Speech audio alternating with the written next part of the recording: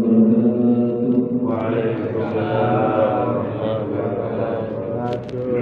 Alhamdulillahirrahmanirrahim. Wassalatu wassalamu ala man fis sama'i ismuhu Ahmad wa fil ardi ismuhu Muhammad wa ala alihi wa sahbihi ila yaumil ba'd, amma ba'd. Alhamdulillah, segala puji bagi Allah. Dialah Allah Subhanahu wa taala yang patut kita puji.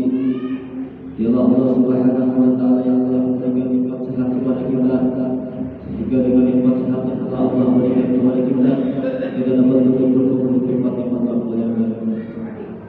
Salawat serta salam kita curahkan kepada junjungan alam, Sayyidul Makhlukat, pemimpinnya para makhluk, Sayyidul Rasul, pemimpinnya para rasul, Sayyidul Anbiya, pemimpinnya para nabi, Sayyidina wa Habibina wa Maulana Muhammad sallallahu alaihi wasallam. Allahumma shalli wa sallim wa barik alaihi.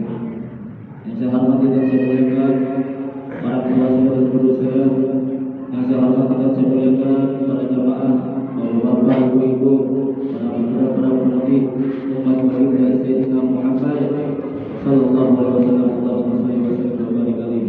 Mudah-mudahan kelak di yaumil qiyamah kita dan keluarga kita mendapatkan syafaat pahlawannya. Amin ya Allah. Yang dimana kelak nanti di yaumil qiyamah ketika para nabi dan para rasul berkata, nafsi, nafsi, nafsi, nafsi, diriku sendiri, jiwaku sendiri, aku urus urusanku sendiri, aku gak bisa menolong kalian. Ketika para nabi dan para rasul, mereka tidak bisa menolong kita. Rasulullah Muhammad ibn Abdullah, Nabi Muhammad bersujud kepada Allah. Nabi Muhammad bertemu lutut di hadapan Allah. Beliau memohon kepada Allah, ya Allah, aku tidak minta pengampunan untuk diriku, aku tidak minta pengampunan untuk keluargaku, aku tidak minta pengampunan untuk anak cucuku, wala Fatimah, wala Hajjah, aku tidak minta pengampunan untuk Fatimah, aku tidak minta pengampunan untuk Hajjah, aku cuma minta pengampunan untuk umatku ya Allah, untuk umatku ya Allah. Lihat bagaimana kebenaran Nabi terhadap kita. Tetapi kita sebagai umat yang tahu diri, kita sebagai umat merusak sunnahnya, kita sebagai umat melanggar ajarannya, kita sebagai umat semakin hari semakin jauh darinya, meninggalkan ajarannya, meninggalkan pakaiannya, meninggalkan kepribadiannya, meninggalkan akhlaknya, meninggalkan sunnahnya. Padahal Nabi begitu sayang terhadap kita, sampai-sampai beliau tidak memikirkan dirinya sendiri, tidak memikirkan keluarganya sendiri, tidak memikirkan anak cucunya sendiri, yang beliau memikirkan kita sebagai umat. Beliau kepanasan, kedinginan, 3 hari 3 malam tidak makan, mengganjal perutnya dengan sebuah batu, perut suci beliau berbunyi.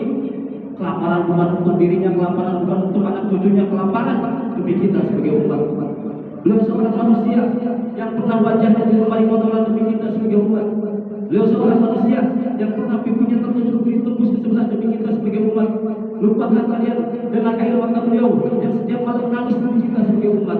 Lupakan kalian dengan darah suci beliau yang menetes ketika berada di kota Taif dilempari batu demi kita sebagai umat.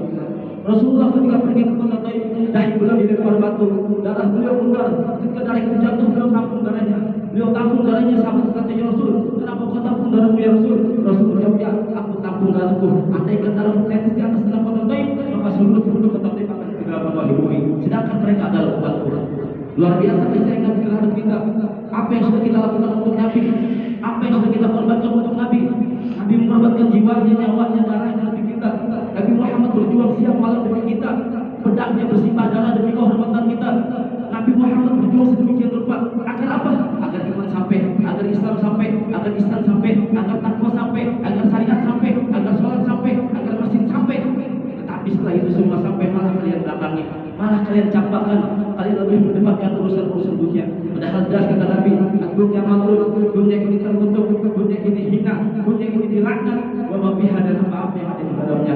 Illa zikrullah, kecuali orang-orang yang berzikir kepada Allah, orang-orang yang taat patuh tunduk kepada Allah, orang-orang yang masih bekerja dengan takbir dan Islam di selawat, orang-orang yang mengosongkan hatinya dari hak dan tahta jabatan kedudukan, wa aliman, dan orang-orang yang berilmu, muta'aliman, dan para penuntut ilmu. Cuma itu barang yang mulia di bumi.